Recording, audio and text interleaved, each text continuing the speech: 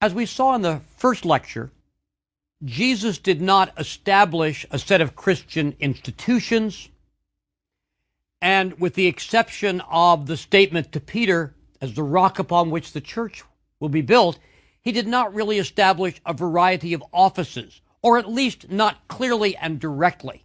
We might be able to deduce certain things in light of subsequent developments, but if we simply gave the four Gospels to somebody who'd never heard of Christianity and said, guess how this turns out 100 or 1,000 or 2,000 years later, I think they would have a hard time going from those texts to what we today think of as a Catholic Church. Not only did Jesus not set out all that structure, but neither does it emerge in the first years following the end of Jesus' earthly ministry. And so what this lecture is going to focus on is those very earliest Christian communities and how they developed, what some of their characteristics were, and what some of the problems were as we have a situation where the followers of Jesus are spread out pretty quickly around a good deal of the Mediterranean. And of course, Jesus isn't there, at least in physical form. And furthermore, the apostles are not everywhere there are Christians. So that direct tie to Jesus doesn't exist from the beginning in many Christian communities. The place we start is with the Acts of the Apostles and with Paul's letters. Acts of the Apostles, which is written by Luke, is the earliest account we have of the beginning of Christianity. And of course, Paul's letters are the earliest Christian documents that we have. And there's almost universal agreement that the first Christian document, that is, say, the oldest of Paul's letters, is in fact his first letter to the Thessalonians. Now, one of the things that surprises us perhaps as we read Paul's letters is he doesn't talk much about institutions, even though he founds communities and then leaves them behind as he goes on and establishes other Christian communities in other places. Certainly, as I suggested in Lecture 1, Paul assumes that Jesus is coming pretty soon. In fact, I always like to think of it in terms of the great black spiritual, soon and very soon. And if you think that, you're not going to have a 5-year plan or develop a set of institutions. Furthermore, if we look at the Acts of the Apostles, we discover that after Jesus' resurrection and ascension, according to chapter 1 of Acts, there are 120 followers of Jesus. And of course, they're all in Jerusalem. If you've got 120 followers and they're all in Jerusalem, again, you don't need institutions. You don't need structures. You don't need what we would today call different ministries in that community. However, Acts of the Apostles also tells us things change rapidly. We're told that at the time of the Feast of Pentecost, which is, by the way, often referred to as the birthday of the church, Peter went out and preached, and 3,000 people came to believe in Jesus and were baptized. And therefore, we have to recognize if you go from 120 to 3,000, and of course there's going to be continuous growth after that 3,000 is added, then you need some structure. Then you need some division of labor, or again, different ministries, we might say, in the church. The earliest description we have of this early community in Jerusalem occurs in Acts of the Apostles, chapter 4. And what does it say? It says that all of the followers of Jesus held goods in common. It's an extraordinary statement, that they shared all of their worldly goods and everybody got what he or she needed. Now, this may be a somewhat idealized picture even of the earliest church, because Luke probably wrote this in the 80s. In other words, he's looking back 50 years, and we don't have any reason to believe that Luke was actually present at the time that this first community developed. It's interesting that in the 16th century, the great Catholic martyr, Thomas More, looks back at Acts and says, you know, the purest Christians today, the real Christians today, the most authentic Christians today, are the monks. because monks, like those earliest Christians, own no individual property. Sort of an interesting observation that he makes. So as the number of Christians expands in Jerusalem and Christian communities come to be established in other places in Palestine and beyond, as you can imagine, this model of everybody surrenders all of his and her personal goods to the church simply isn't going to work. It's not a practical model as the church grows in one city and spreads to other places as well. And so pretty soon we begin to learn that there are struggles and conflicts and difficulties within these early Christian communities. Here is one problem.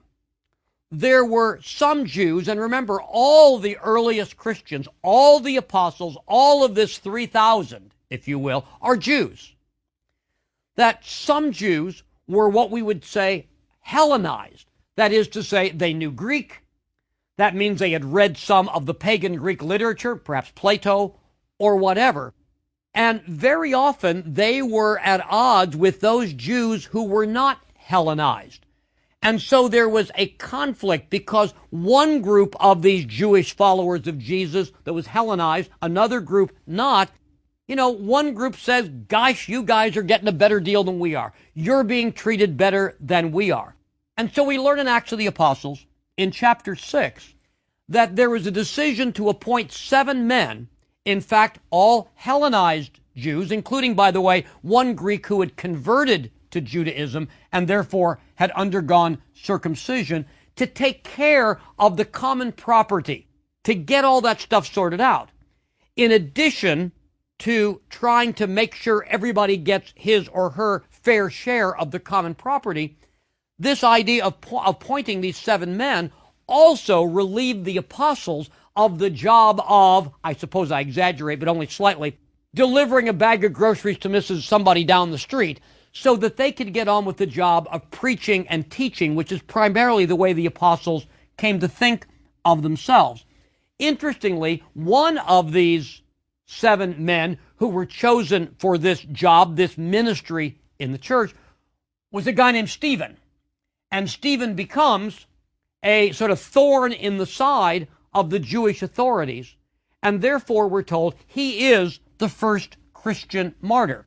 And interestingly, we celebrate his feast day on the 26th of December, the day after Christmas. So the day after we celebrate the birth of Jesus, the church celebrates the death of the first Christian martyr, Stephen. You may recall from the Christmas carol, Good King Wenceslas went out on the feast of Stephen. What that means is he went out on the day after Christmas, on the 26th of December. Now, sometimes we hear people say that these 7 men are really the origin of the office of deacon in the Catholic Church. That's probably something of a historical stretch. I probably wouldn't want to call those men deacons. What I would be willing to say, though, is that this story of the creation of these 7 men to do this particular ministry shows us of the need for different ministries in the church. The church is getting more complex. It is getting bigger. And it's not the same as it was even a little while ago when there were 120 of them and they were all in Jerusalem. So this is one of those markers along the way of the need for different offices, different ministries within the church. And we will watch continuously over the next several hundred years the evolution of the offices of church that we think of today. That is to say, deacon, priest, and bishop. And of course, especially for Catholic, one particular bishop, that is the Bishop of Rome. If we ask ourselves, what was the biggest issue in the early church? What was the most contentious problem they faced? I think it's fairly clear. The question is, do you have to be a Jew to be a Christian? Does everybody who shares that table fellowship with the followers of Jesus have to be circumcised and live by the laws that are contained in Hebrew Scripture, in the first 5 books of Hebrew Scripture, in the Torah or Pentateuch? How we get to a predominantly Gentile church, Gentile simply means non-Jew, is one of the most important stories in the entire history of Christendom. If you had to be a Jew to be a Christian, Christianity was always going to be a small movement because not very many adult men are going to agree to undergo circumcision and to follow all the dietary regulations that are required in Hebrew Scripture. So this issue, do you have to be a Jew to be a Christian, is the central issue. We'd like to say the story of how we get to Gentile Christianity is clear or obvious from our reading of these early sources, Acts of the Apostles and Paul, but it isn't. Let me tell you the pieces. First of all, we discover in Acts of the Apostles a story of the first baptized non-Jewish Christian. Now, you might say this is probably, maybe a Greek philosopher who has a conversion. None of that at all. He is an Ethiopian eunuch, okay? A black man from outside the Roman Empire in Ethiopia, and he is castrated. And what we're told is he was someone who had read what we call the Old Testament in Greek, and he believed in Yahweh, but he didn't become a Jew. But he had been to Jerusalem. He meets up with the Apostle Philip. He's reading Isaiah. Philip says, let me explain it to you. And he has this conversion, and Philip says, let me baptize you. The problem with that story is it's isolated in Acts of the Apostles. That is to say, we never hear of that Ethiopian eunuch again. Rather, the story then shifts ground to two major figures that we do know. One is Peter. Peter has a vision, and in this vision of various animals, he learns that God has no favorites. And this leads Peter to call for the baptism of a Roman soldier named Cornelius. But even that story is somewhat isolated because most of the rest of Acts of the Apostles is about the ministry of Paul. Paul is, of course, a Jew who persecuted Christians. He was present at the killing of St. Stephen, in fact, who undergoes this dramatic conversion, according to Acts of the Apostles, with a vision of Jesus while he's on the road to Damascus to persecute more Christians, I might add. And ultimately, Paul's idea of his ministry in the church is to preach the good news around the Eastern Mediterranean, and especially more and more he focuses on Gentiles. And exactly why that is explained again in Acts of the Apostles. But this brought Paul into great controversy with some of the Jewish Christians, especially back in Jerusalem, who wanted to argue that you really do have to be a Jew to be a Christian. And why is Paul baptizing or having baptized? He doesn't do much baptism himself. Why is Paul allowing the baptism of all these non-Jews, these uncircumcised folks? And so we learn there was a great controversy. Paul went to Jerusalem where there were some fellow Christians, Jewish Christians like Paul himself, who were very angry with him. And so James, one of the apostles, called a meeting of the apostles and said, let's figure this out. Let's get this settled. And what they decided in what we sometimes call the Council of Jerusalem is that you can be a Christian without being a Jew. That is to say, circumcision is not required for full Christian membership, or we would probably say better, fellowship. Now, it is true that the apostles did say there's certain kinds of things, in particular not eating meat that's sacrificed to idols and so on, that these Gentiles as well as the Jewish Christians have to keep. But notice that when we say Gentiles can become Christians, it means we really have two different kinds of Christians. Because the Jewish Christians are still attending synagogue. They're still active Jews. They haven't left Judaism to become Christians. And then you've got the Gentiles who are not speakers of Hebrew. They don't read Hebrew. They know the scriptures in Greek, but not Hebrew. And they don't go to synagogue. They don't celebrate the great Jewish festivals. Nevertheless, the Jewish and Gentile Christians come together to celebrate table fellowship and to hear about and to celebrate the good news of Jesus.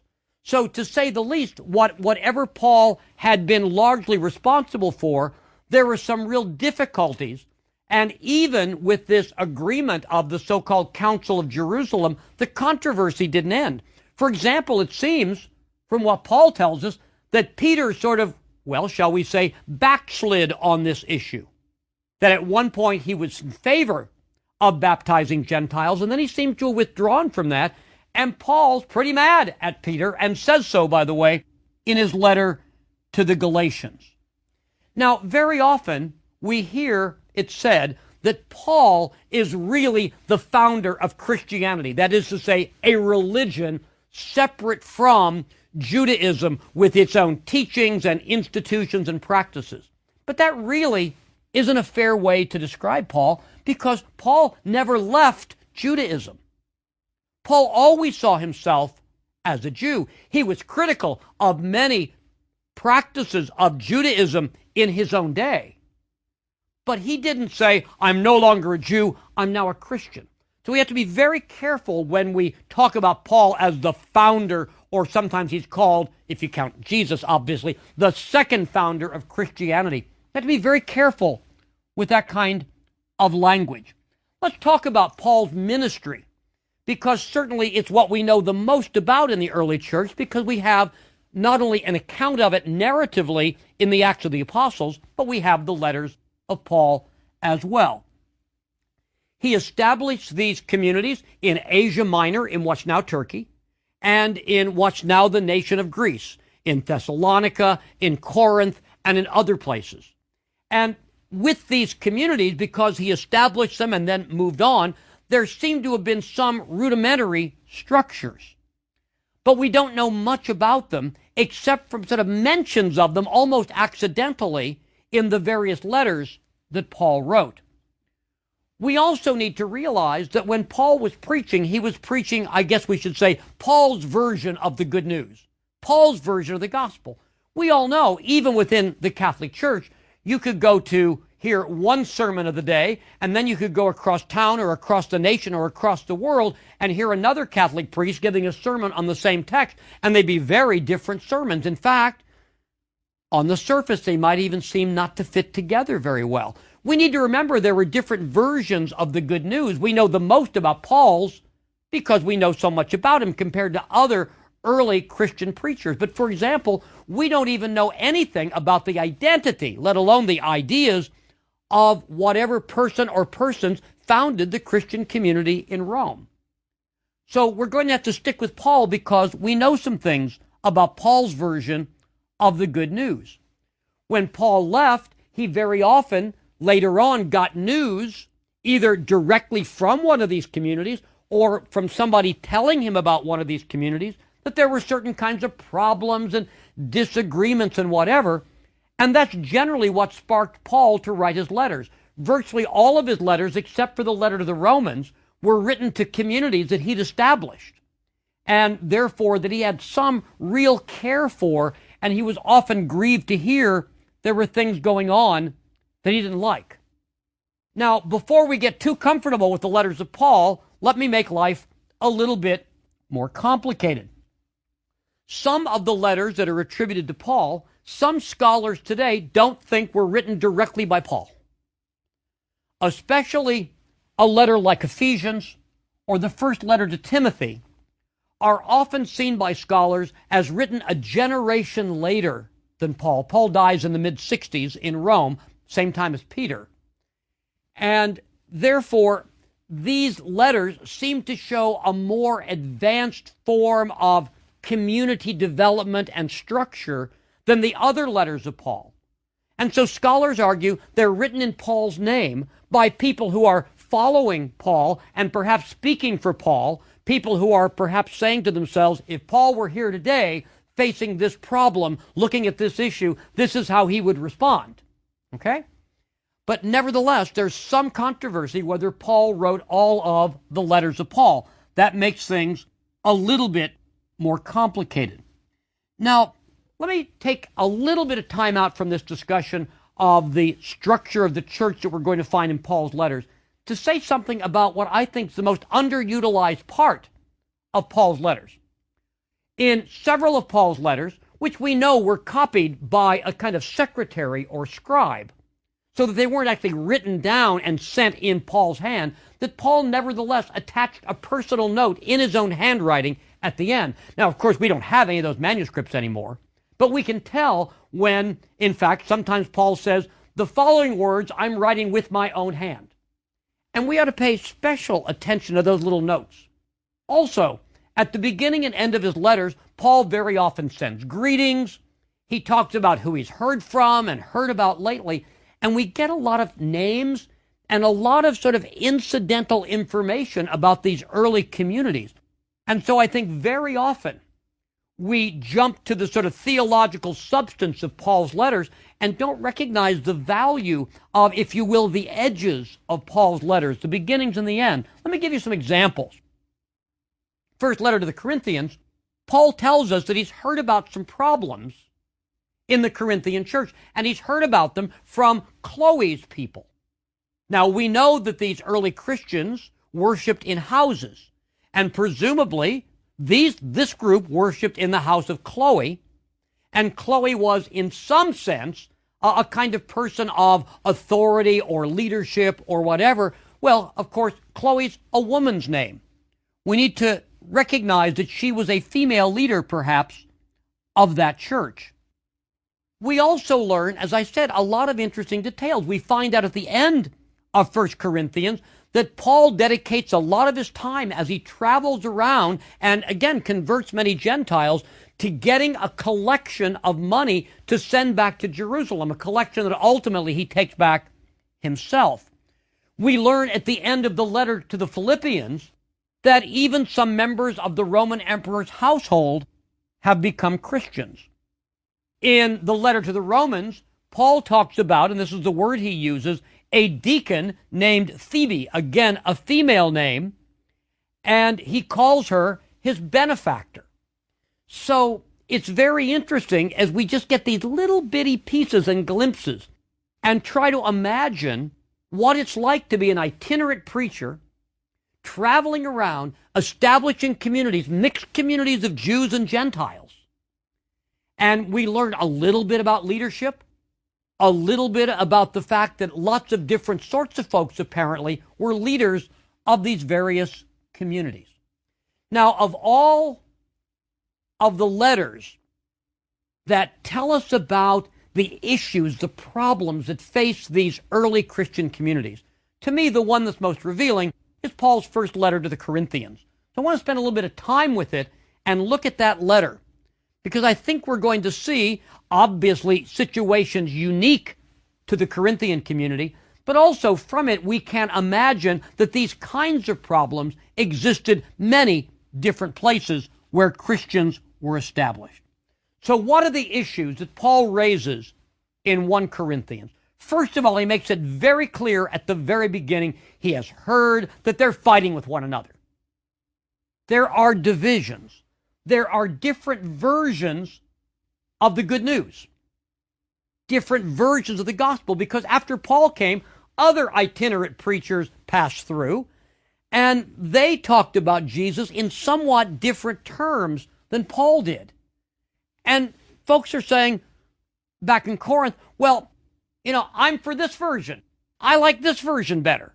And they're identifying and sort of breaking into factions because they prefer the different versions of the good news that they've been exposed to.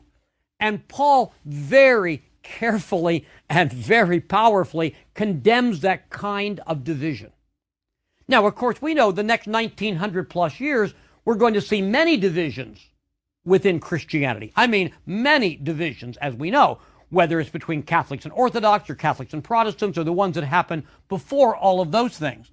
But we need to appreciate the fact that sometimes we look back at the early church and say, wasn't that nice back then? They lived close to the time of Jesus. Some of them actually met people who knew Jesus. I bet they all agreed on everything. I bet everything was just really cool. They got together every night and sang Kumbaya together. And we need to appreciate the fact that that's not the picture we have of the early church. Here's a second problem. Paul found that some of the Corinthian Christians were behaving in ways that he regarded as seriously immoral. He gives, for example, a look at a man who is living with and sleeping with his stepmother. Okay, this is not a good thing. And Paul is sort of shocked by some of these stories of sexual immorality and bad behavior because, well, they've been baptized. And Paul explains in his letter to the Romans, baptism sets you free. It sets you free from the bondage of sin. And look what's happening. Some of the people who have been set free have used that freedom to go back and fall back into sin. This is very disturbing to Paul.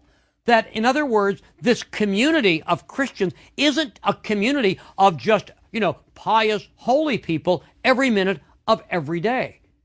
That there's nothing magic about becoming a Christian that just automatically makes you the nicest person around. Here's another problem. That there were disputes, probably legal disputes, property disputes between Christians, and they take their case to a Roman court. After all, Corinth is part of the Roman Empire at this time, and we all know about the greatness of the Roman legal system. Paul says, wait a minute. You guys ought to settle those problems yourselves. You don't want pagans judging you. Why are you acting that way? We are Christians, and let's not go to non-Christians, to pagans, to settle our disputes. We can do better than that. He also finds that different people in Corinth are saying, I'm sort of a higher grade Christian than you because I have a greater gift from God. I can prophesy and you don't have the gift of prophecy. I can speak in tongues and you don't. And there was this sort of ranking of the various gifts and people sort of going, my gift's better than your gift. And Paul, once again, is pretty tough in chastising the Corinthians for recognizing that although there is a variety of gifts, as Paul says, there is one Spirit. The famous passage in 1 Corinthians 13 about faith, hope, and love, and the greatest of these is love, is in fact right on the heels of his discussing all of these different ways that people rank themselves. And perhaps, at least for us, if not for Paul, one of the most disturbing things he talks about is the fact that even when the Christians came together to celebrate Eucharist, sometimes the rich guys came first, had a nice banquet, and then they invited everybody in for the sort of ritual supper. And Paul's really disturbed by that kind of social categorization. There aren't, sort of Christians that are grade 1 and Christians that are grade 2. They're simply Christians. And Paul is disturbed by the fact that the social rankings in the world were social rankings that were now continuing among people who claim to be Christ followers. So we get some very interesting pictures of this early fractured Christian community in Corinth. Let me finish by looking at some elements from Ephesians and 1 Timothy, letters that, again, might well be a generation after Paul himself wrote. And let me suggest some of the things we find there that seem to suggest a kind of more advanced development of the community. For example, in Ephesians, there is what we call a set of household rules. How husbands behave, how wives behave, how children behave, how slaves behave. Slaves obey your master. That sort of infamous line of Paul's comes in this context. For example, this seems to suggest a somewhat later stage of development where different people in the family have their own particular ways of living with one another. A second thing that he talks about is that there is a bishop, an episkopos. Okay, we get our word episcopal from that. And he talks about bishops and deacons in the community in that 1 Timothy is describing. And therefore, again, it seems there's further differentiation. We don't see that kind of differentiation in Corinth or Thessalonica or the other communities that we know Paul is writing to. It's also important to say at the end of this lecture that there are a lot of issues that just simply haven't been resolved by Paul or by the earliest Christian community. Let me quickly tick off 3 because they're things we're going to think about later on. First of all, how are individual churches to be organized? That's still an open question. It's still something that's being experimented with. Secondly, who's in charge? Especially after the apostles die, and remembering the apostles are by and large in one place. They're in Jerusalem. Who's in charge? Who's in charge in communities where there is no apostle? Who's in charge after the apostles die? Where does that sort of special authority of the apostles, remember, they got together in the Council of Jerusalem, where does that authority lie, or does it lie anywhere after they die? And finally, how do we have one community of Christians when some are Jews, some are Gentiles, some go off to the synagogue and worship there as well, and some don't? So these are issues that we see in the early Christian text in the New Testament, and we're going to see how these are dealt with in some of the subsequent lectures on the first centuries of Christianity.